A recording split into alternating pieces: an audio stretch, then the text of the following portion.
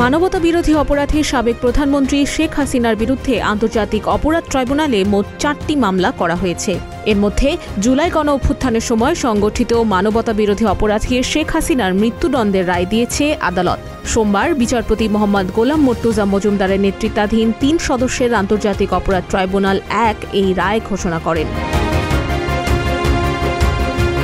এছাড়া 2013 সালের মে মাসে মতিঝিলের শাপলা চত্বর সহ দেশের বিভিন্ন এলাকায় হেফাজতে ইসলামের নেতাকর্মীদের হত্যা নির্যাতনের ঘটনায় করা মানবতা বিরোধী অপরাধের আরেকটি মামলায় শেখ হাসিনা সহ আসামি করা হয়েছে 21 জনকে।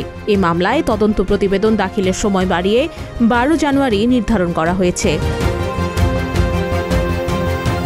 এছাড়া আওয়ামী লীগের 1.5 দশকের শাসনকালে গুমের মাধ্যমে সংঘটিত মানবতা বিরোধী অপরাধের ঘটনায় করা 2টি মামলায় শেখ হাসিনা সহ আসামি 28 জন।